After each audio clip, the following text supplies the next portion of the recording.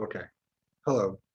Today I want to talk to you about something very specific. I'm going to talk to you about a text. It's also a fairly short text. And the text that I'm talking about is the Tao Te Ching, the central text of Taoism. Um, and let's just go to the opening slide of that right away. Um, rather than a double many. There we go. I always do that.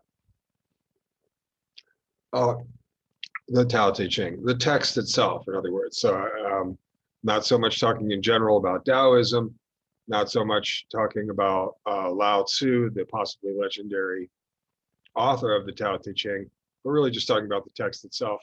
And another thing to say about that, that's really very basic here at the very beginning, is that it's a very accessible text. It's not very long. You can read it in in an hour or two if you read it fast. You can read it in a day, no matter how fast you read. Um, and it bears repeated reading. I wouldn't say that about a lot of texts. I do a lot of ancient history of philosophy and history of ancient philosophy and religion, and I'm into stuff like the Mahayana Sutras and the Hindu Vedas and stuff like that. Uh, But a lot of that stuff is not very readable. A lot of that stuff goes, for one thing, there's many, many, many thousands of pages. Say I'm looking at the Prajnaparamita, wisdom literature, the Mahayana Sutras. Well, there's a lot of slogging and a lot of research to approach these texts. They're big texts with all sorts of um, religious incrustations and all kinds of stuff. The Tao Te Ching is a short text.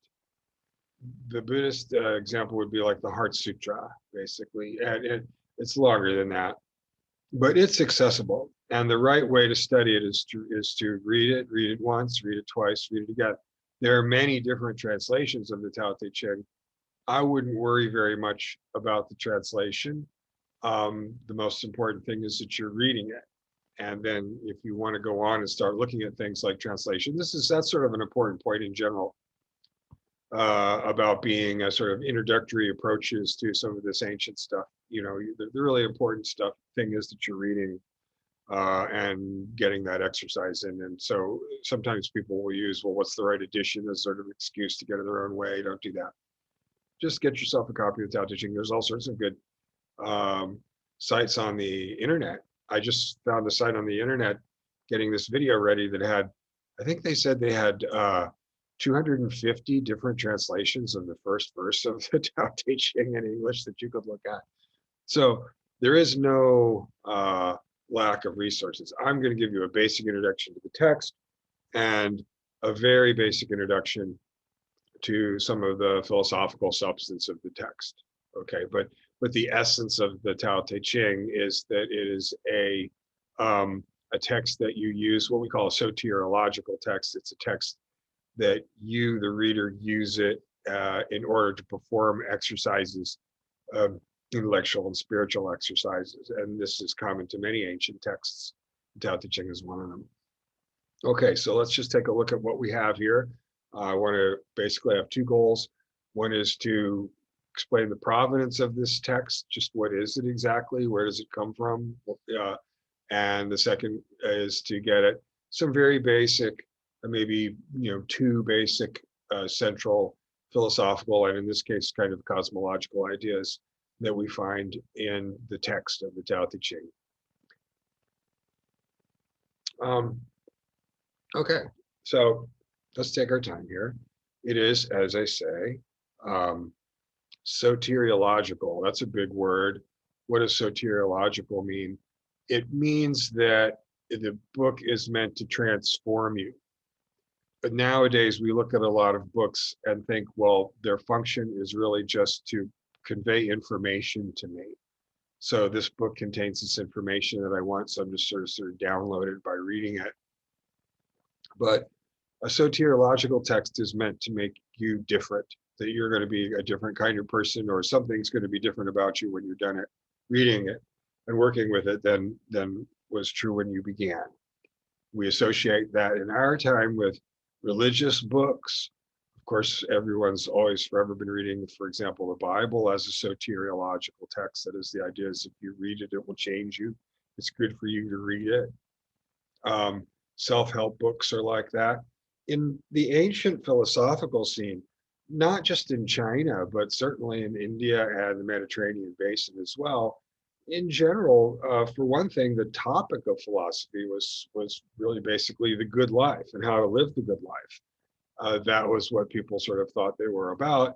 And then, as an extension of that, the idea was that these books, that studying these books and working with these books, would help you to become more enlightened, more effective, whatever it might be. Their teachings. And teachings, again, are not just a matter of imparting information. Another thing to remember about the ancient scene is there's a lot of modeling. That's why the lineage from person to person is so important, because, and this is something that the Tao Te Ching is going to address right at the beginning, that you don't really, that everything isn't said. Some of it is done, and spending time with your teacher is also learning how your teacher acts, learning your teacher's ways. Um, the last, so the other big word here, polysemic, meaning having multiple meanings. I actually think that we even go further. That is, we think, oh, this is clever. Let me even step out of this, because I think this is a really important point in terms of think about the text of the book. You know, polysemic, having multiple meanings. And so we might even think as modern readers, oh, wow, look at this clever book. People look at Heraclitus this way, for example. Look at this clever book. It's got all these levels. So the writers or writer have carefully and cunningly installed all these levels of meaning. But that, I think, part of that effect is because we as modern people compartmentalize all these things. For example, we see that there's a sort of difference between what's mental and what's physical, between the inner and the outer, the mind and the body. And that's a basic kind of, and that's, we think of that a la Descartes, as, you know, the Cartesian distinction, mind, body, dualism, and that accompanying inner outer sense. Some things are mental and some things are physical. That's not present in classical philosophical Asian texts. They just don't have that idea. Another distinction that we sort of take for granted is, that the ancient Greeks also don't have, Plato doesn't have this, is the distinction between logic and physical science. So what's a logical question and what's a question about physical causation? And oftentimes then questions that will look to us to be substantially logical questions, like this, does an object maintain its identity if it changes a property, that kind of stuff. To them, that also looked like science. They just didn't have, again, that boundary between logic and science wasn't there at all. So something we might be talking about as a sort of ontological ground, or we might be talking about a cosmological event and thinking about physics, but they don't have that kind of distinction either. So getting back to then that big word polysemic, having multiple meanings, they don't have to install multiple meanings. These writers, these Taoists, these ancient Chinese writers, think that the cosmos, the genesis of the cosmos, the nature of change and growth, the nature of life, logic, psychology, morality, ethics, they just know those things are all the same. You'd have to work hard to explain it. They think you were saying something wrong-headed. They might be right. If you started off by telling them, oh, you know, there's a difference between psychology and physics, you know. I mean, you're not making psychological statements when you talk about cosmology, and you're not making cosmological statements when you talk about psychology, you know. And no, they wouldn't know, because they don't have those kinds of distinctions. So we have to have, so just to wind this up, we have to have a word polysemic, which means bearing multiple meanings, carrying multiple meanings, literally meaning a bunch of different things. We project that onto the Tao Te Ching. The Tao Te Ching is talking about the Tao. It's talking about reality. And so, no, it's not having multiple meanings. It only has one meaning. And that meaning extends to ontology, logic, cosmology, physics, causation, morality, values, selfhood, psychology. It's all one. And so you can find people arguing about, no, the Tao's about this, no, the Tao's about that. Inane. Okay. All right. So granting that, but I don't want to say anything derogatory. It's the Tao, although the Tao isn't necessarily by the by either, a particularly, well, we're going to talk about this very issue right now, about ethics. Okay, polysemia. Got that. All right, what about the provenance of the Tao, where it comes from? Again, I'm giving you an introduction to this text. And with a lot of these ancient texts, an important issue is knowing, well, what is this that I'm holding in my hand? Where did it come from? There may or may not have been someone named Lao Tzu. In Chinese scholarship, often this text is just called the Lao Tzu. But Lao Tzu literally means something like wise old man or the sage or something like that, as do a lot of these names of these famous ancient philosophers, by the way, it turns out. So he's the possibly legendary author of the Tao Te Ching. He is a contemporary of Confucius, if he existed. If anything, in fact, as far as I can see, Confucius might have been 100 years or so before. He is that if Lao Tzu is really just a made-up name that's applied to a collection of texts that were gathered and written by various people. I don't know. I mean, that's a very technical question.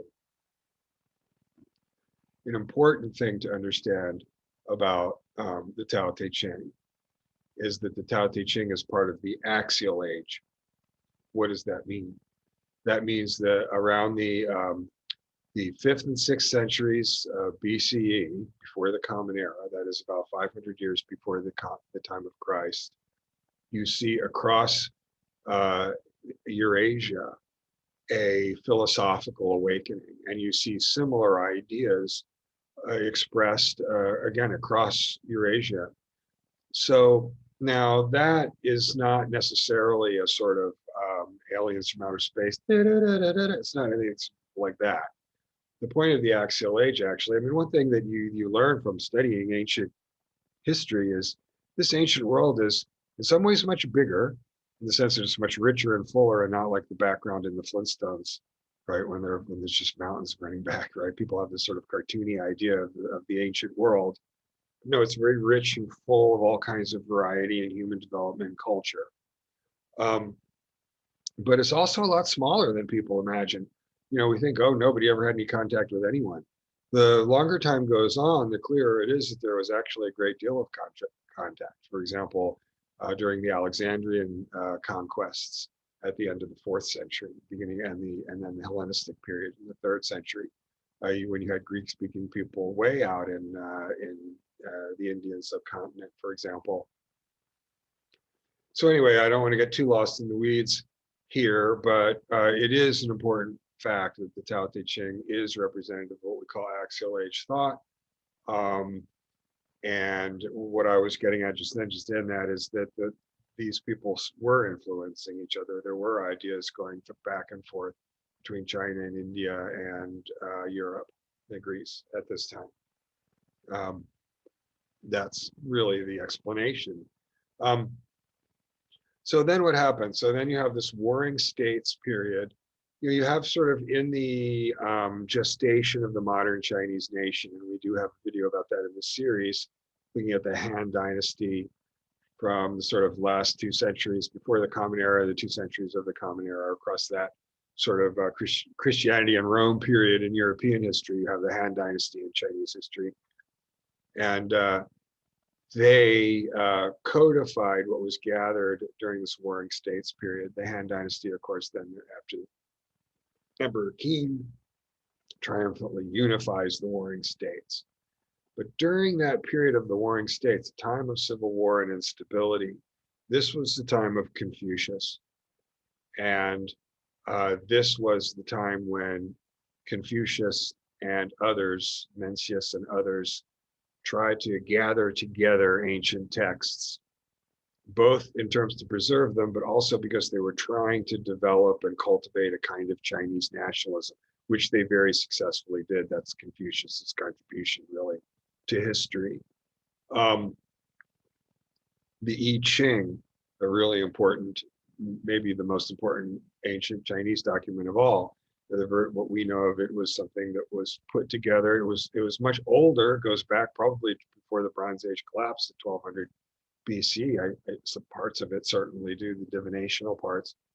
But the point is that during this period, the the Warring States period, this material was very self-consciously gathered together. And so this is where the Tao Te Ching comes from. Um, and then some of its cosmological and philosophical substance was baked into it, I think, during the more stable and scholastic period of the Han Dynasty. It is a great jewel of world literature because of its unusual provenance, its unusual place.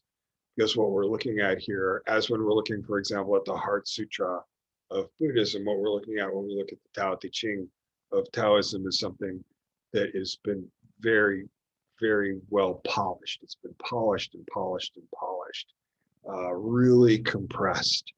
And there's just a great deal of substance really packed into it. And that's why it's satisfying and gratifying to read over, to read more than once, to read through. Um, so you've got about 5,000 Chinese characters. Um, it's divided into 81 verses. That's probably something that again happened in the late Han Dynasty, second part of the Han Dynasty. I would imagine it's pretty late. Also, the idea that the first half and the second half, one is involved with cosmology and one is involved with value. It doesn't look that way to me, but that's another sort of convention. These are heuristic conventions that people use to try and organize it. Again, best read through. It operates also similar again to the Heart Sutra. The Tao Te Ching is something that's been used by ordinary people, by families and country folk and ordinary people who didn't have time or the luxury of a great deal of investment in any kind of scholarly approach to the text. And most of the life of the Tao Te Ching has been that. It's been homely wisdom for homely people. And because of that, then it also reads, and perhaps reads best of all, as sort of some simple homely advice about how to live a good life, about how not to be your worst enemy and how not to get in your own way by getting in touch with the flow of the chi, with the flow of nature, and we're going to get to that in a sec, don't worry. I am going to get into the substance of it. I'm telling you right now about the text. It's in the declarative mode, and yet it's cryptic. That is, it's telling you things, but in a very authoritative way. But what it's telling you is something that's fairly mysterious. Again, this has to do with this soteriological element that really you are to understand approaching the text, that it's trying to give you a workout, trying to make you think about things. And so, for example, it will give you intentional contradictions, and in that way is prophetic of a lot of Chinese spiritual practice in later centuries, where this intentional scrambling of meaning is used in order to get people to stop focusing into sort of goal-directed and intentional way. We'll see that more when we get into the Cone literature. A little bit of that in the Tao Te Ching. And then that last bullet point really, and sort of celebrating too what's good about it. It is in language. It's all about the limits of language. That's what we're going to talk about next. It is read for your edification, and yet it denies the ultimate reality of values. So that's another a deeply paradoxical work. And it is a logical work, but it's a logical work that presents you with paradox. That's also very typical of ancient Axial Age thought. I have much as it may not be apparent from my presentation. But I have taught the Tao Te Ching to students for any number of years now. And I can then contribute here a little by pointing out two problems for the teacher. And I point these problems out to the students as problems for the teacher because it helps the students. You're not, some of you are the students, and some of you are just people who are curious um, to understand what's going on. First of all, let's look at the first line of the Tao Te Ching. And remember, the idea here is, so there I stand, chalk besmeared teacher standing up in front of the class. And here we go. We're going to learn about the Tao Te Ching. Here I am, Mr. Teacher. I'm going to show everybody about the Tao Te Ching. Okay. How about, I know what I'll do. I'll read the first line of it. You know, I mean, you got to start somewhere. What does the first line say? It says this. It says, the Tao that can be told of is not the eternal Tao. The name that can be named is not the eternal name. The Tao that can be said is not the Tao. The Tao that can be explained is not the Tao. The Tao that can be put in words is not the Tao. The Tao that a professional can explain to you in a way that's useful for you is not the Tao. Oh, great. Well, that's just wonderful because that's what I was supposed to do. There are, as a slide on the point, in the bullet point, there are many ways for readers to make sense of this instruction. What is the instruction? The instruction is that the Tao that can be spoken of is not the eternal Tao. That the name of the Tao is not the name of the Tao because the Tao cannot be named. Okay. Mysterious. Again, yeah, it is mysterious on purpose. And there's a bunch of different ways that you can take that. Again, thinking about things where places where language can't go, for example, is a really interesting thing to think about. So fine. But if you're the teacher standing up there in front of class trying to sing for your supper, this is a little difficult. That the first thing that it says is that anybody who says what, and it even goes on, there's other passages in the Tao that say things like, the guy who says that he knows is not the guy who knows, for example, like quote unquote, it says stuff like that all the time. So what do you do? Well, you do what I did at the beginning, which is to point out to everyone else that the fact is what we have here is a soteriological text, and that means that it's an exercise text. It's an active text. You as the reader are expected to engage with the text and do the work that you need to do to get the value out of the text. And that is one point out of a number of other points that could be made as to, well, what the heck is this teacher doing? In this case, the teacher's telling you that, well, it came from here and it's about that, right? A humble presentation. So that's one pedagogical problem. It says that the thing you can talk about isn't what this is. So that's one. I always start out anytime I'm teaching the Tao Te Ching to students. That's that right there. I read the first line off and I explain that to them. It's ridiculous. That's how you start. And then the second bullet point is also, I think, even it's deep and serious. That's verse 2. When all the world recognizes beauty as beauty, this in itself is ugliness. At that point, ugliness comes into existence. When beauty comes into existence, the moment when beauty comes into existence is the moment when ugliness comes into existence, because ugliness and beauty are exactly the same thing. It's a mental formation. In Indian philosophy, this is addressed with Tantra, which is trying to have practices so that you don't get stuck in the disgust or whatever it is. Okay, so, and it's a really important part of the teaching that ultimate reality, the reality of the Tao is amoral. It's not even amoral. Even saying it's amoral is wrong because that implies that, well, I could have been moral or I could have been wicked, but instead I just decided to be amoral, which sounds wicked, doesn't it? But that's not the right way of taking that. I mean, so it is a really important part of the teaching that ultimately your positive and negatives are perspectival, have to do notably with your body and also with the rest of your engagement with the material world.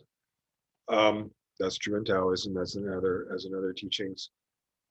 Um, but what I say there is, however, for the teacher of young people who have had no philosophical or spiritual preparation for ideas like right and wrong or illusions, or there's no such thing as right and wrong. And college students love that kind of stuff, by the way. And maybe they've had some cultivation to, or not. I mean, the point is that I don't know, right? And so it should be clear enough that there are ethical challenges in pretending that material. Sometimes people think that maybe philosophers are irresponsible. I don't know. Sometimes people are irresponsible, this person or that person, but I'm not. And I'm not telling people that there's no such thing as right and wrong. But then notice also that helps us think about the Tao Te Ching, because the Tao Te Ching says something that could be interpreted as there's no such thing as right and wrong. But we know that there's some level in which it's not true to say there's no such thing as right and wrong. But even further than that, we know that the Tao Te Ching is giving us advice about what's good to do, what not to do, the bad stuff. So anyway, as a teacher of the Tao Te Ching to introductory level people, I can tell you two things. One is that when it starts off saying you can't talk about this for a teacher, that's a problem.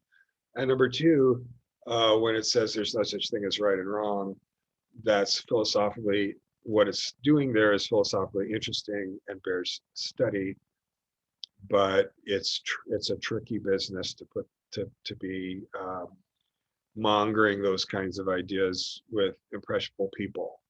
Okay, and I'll move on. Okay, so now let's try and get to some substance after all. What is this all about? Taoism is a naturalism. Not all sort of quote religions unquote are the same.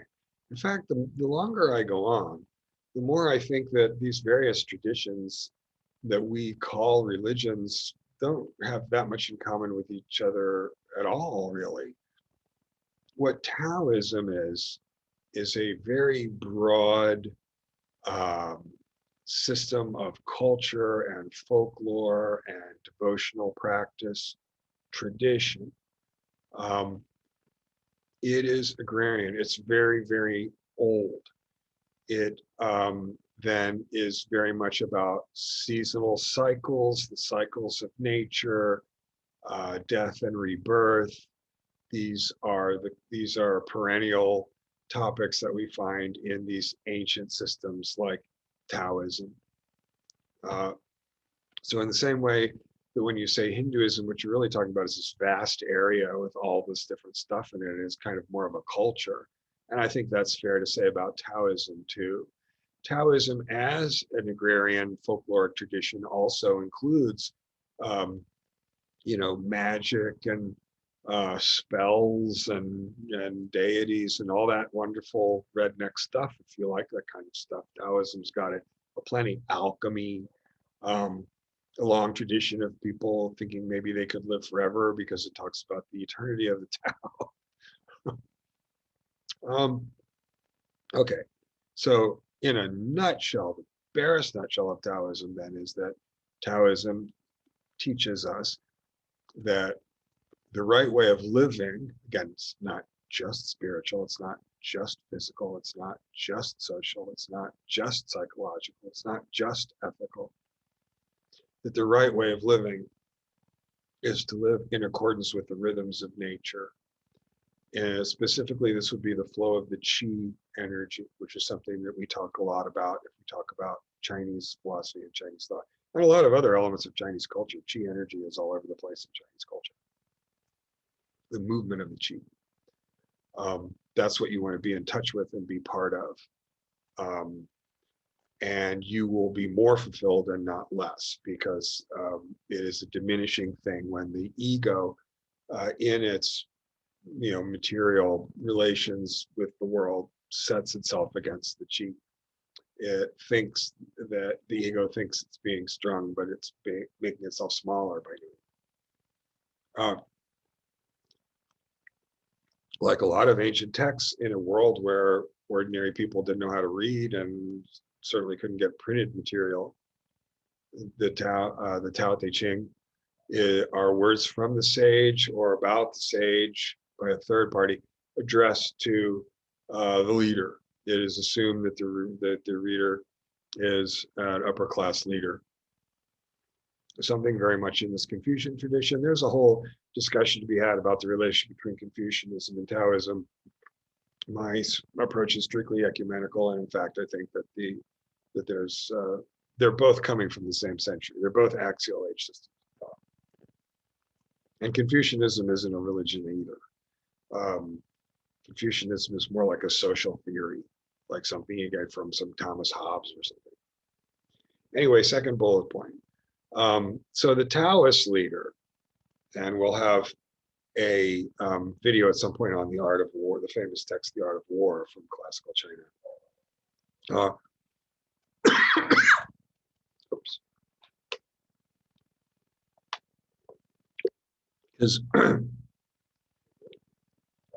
Has things coordinated with what is the natural flow of things. What's the natural flow of things? Human prosperity, communal well-being. I mean, there's a lot of social elements involved in Taoist naturalism. Taoist naturalism isn't so much, I mean, it's metaphysical, but what's meant by naturalism is to overcome your own constructions, your own formations that get in your own way. A lot of Chinese philosophy is about getting out of your own way and thinking out of the box. I'm going to talk a little bit about that more later. That's an excellent thing about the I Ching, for example. Okay, then Wu Wei is a famous phrase. What is it? Non-action, non-action. Plan A is do nothing. A good bureaucrat knows that plan A is good nothing. Plan A is do nothing. If someone has a problem, it's a good idea to try and get them to sleep on it. I would say with students who come to me with problems, if I can get them to maybe say, okay, sleep on it, or go find this out and come to me again next time, about half of the people never come back because they just took care of the problem. I don't mean to say irresponsible things. I'm just trying to explain the sort of Taoist, what I understand is the Taoist attitude. Don't take me too seriously.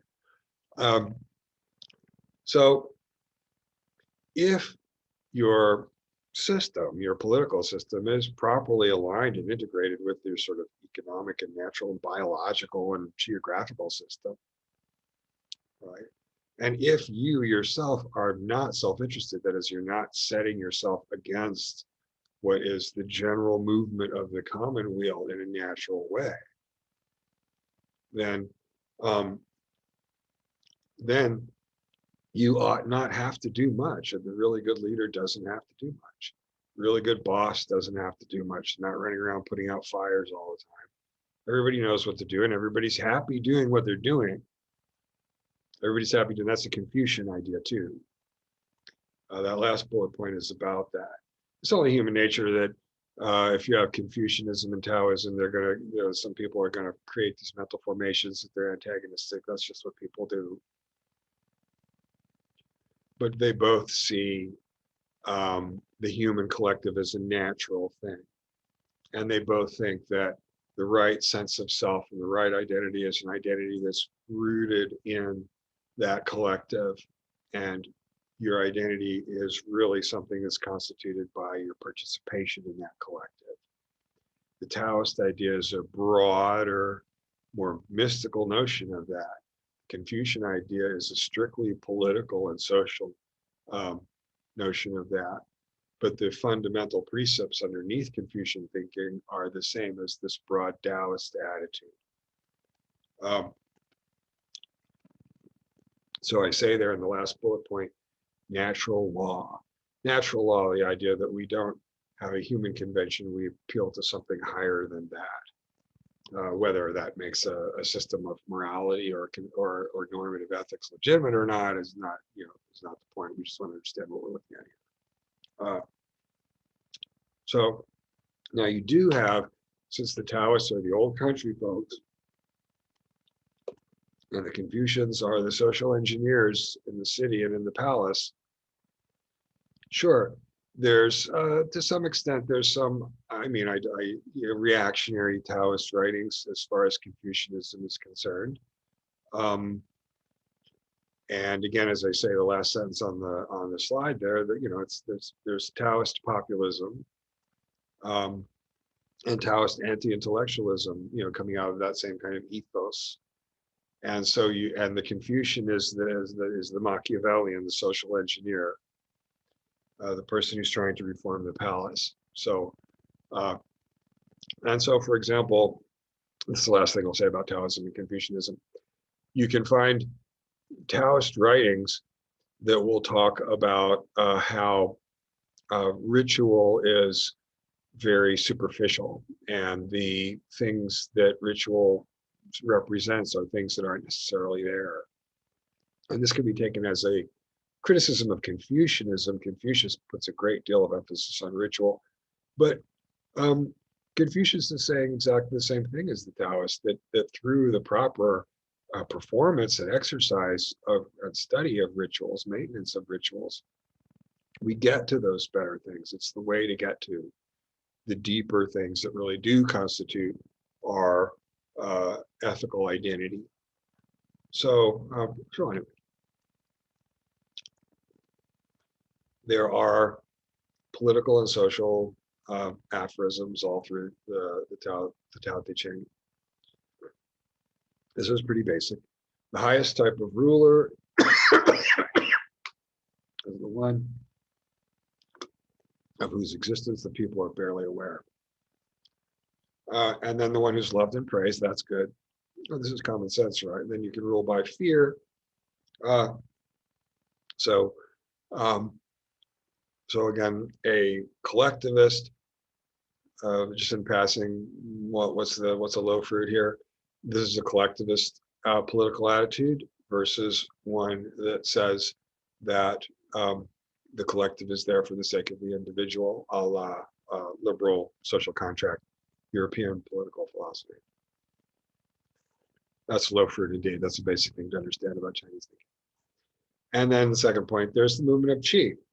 Compare Taoist ideas about leadership with other elements of Chinese culture. In acupuncture, you've got the chart of the movements of the qi through the body and the pressure points, places where the blocks are, the places where things need to be opened up. In martial arts, not force against force, but rather seeing the flow of the energy as in saying the movement of the opponent and using the flow of the energy as in throwing opponents in martial arts practices. And Tai Chi itself is actually a kind of standing meditation. Calligraphy, again, and these Chinese naturalist art, Chinese landscape art, to be in touch with that. And so that's the basic thing, right? And again, as I say, it's a physical mistake because you're going against nature, including your own nature. It's a political mistake. You're alienating yourself from everyone. It's a psychological mistake. You're making yourself suffer. It's an ethical mistake. To be good just is to be in the right kind of conformity with the movement of the qi. That's the basis of ethics.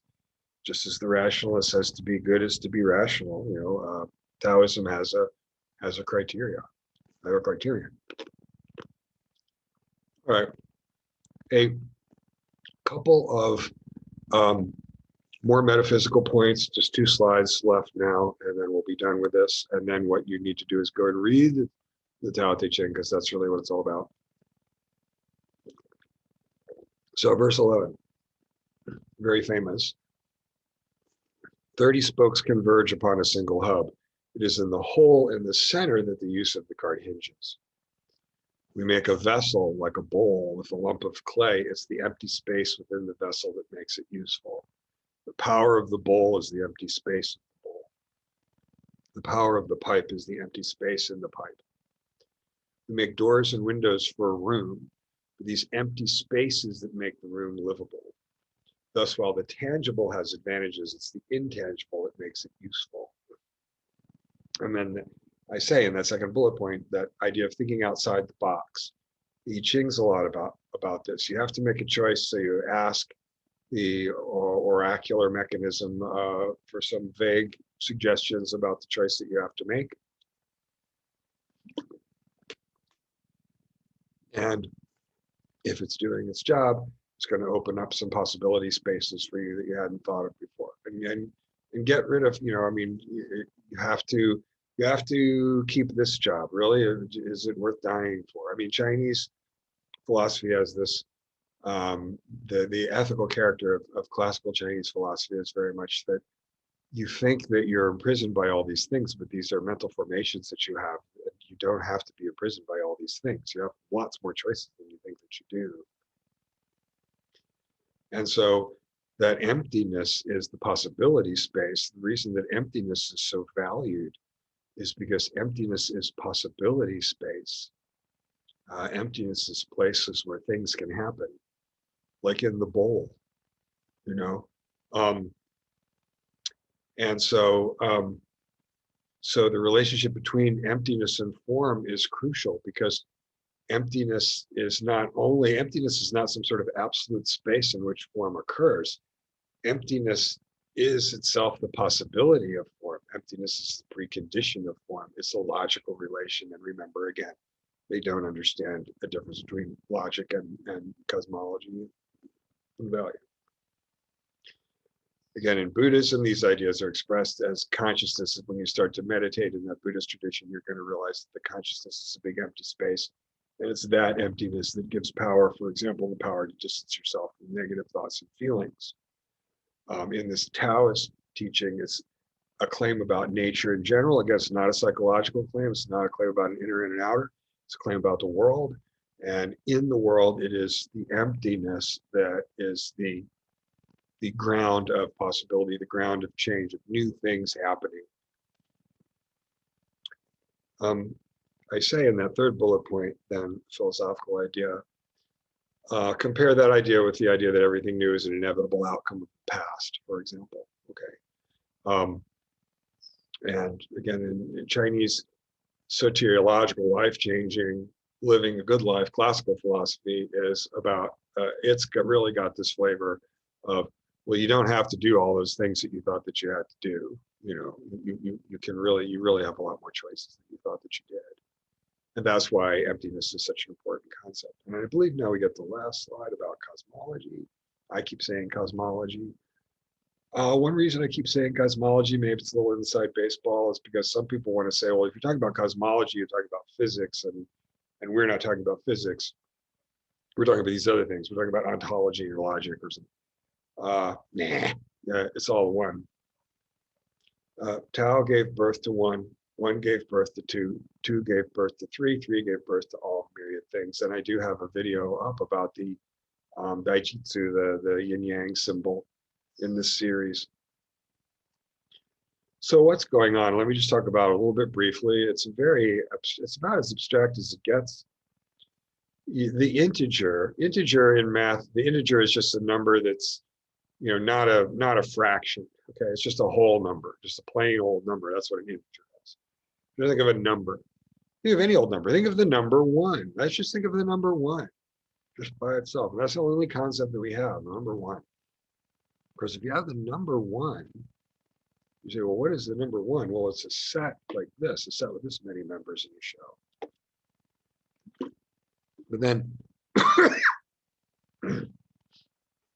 you'll notice that if I have the concept of one, and one's the name of a set, then it follows from that there's a different set, it's not with this many members.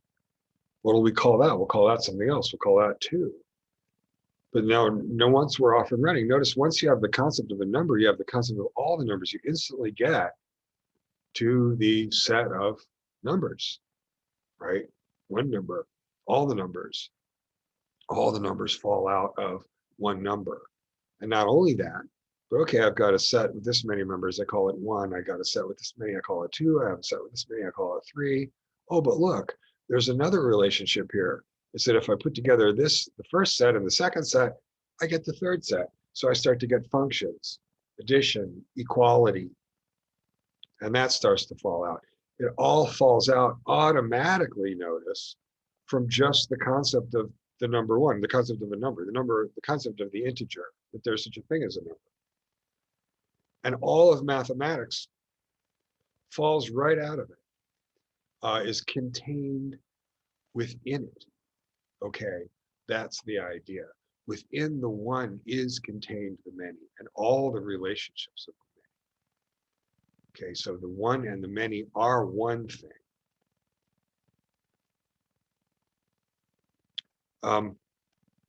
The idea of number entails both the idea of oneness and the idea of multiplicity. Okay, so the relationship between oneness and multiplicity is a necessary, an existential one. You can't have one without the other. And again, some philosophers might be tempted to look at that as more of a logical relationship than anything else, but we are definitely talking about the ground of being.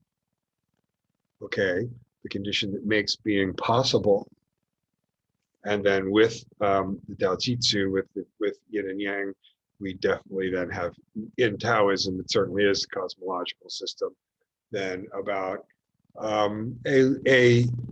a movement of the oneness causing a sort of line to form, and then you start to get all of the myriad of things thrown off from the movement of the one thing, which is a figurative way of talking about the identity of the one and the many.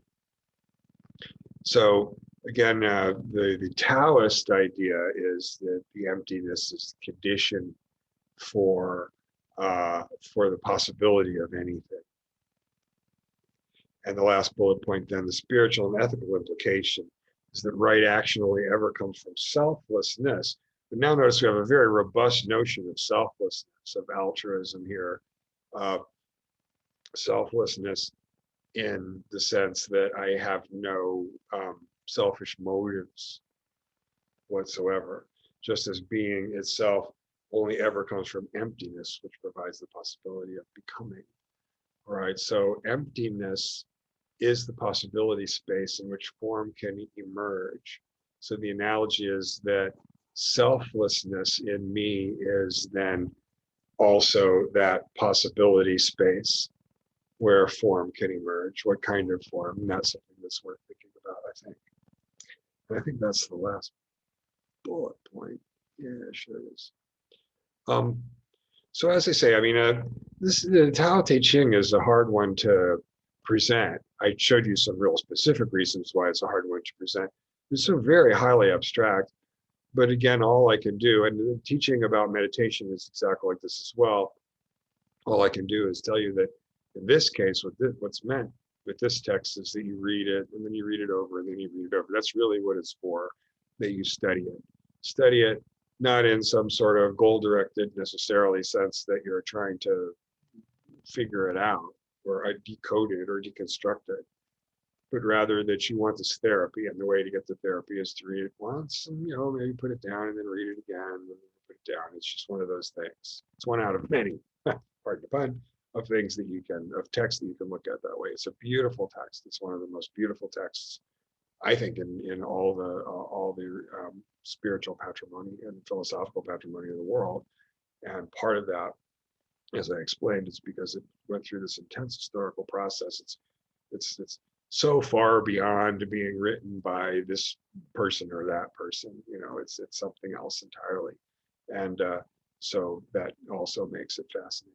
All right, so the Tao Te Ching of Taoism, I highly recommend it to you.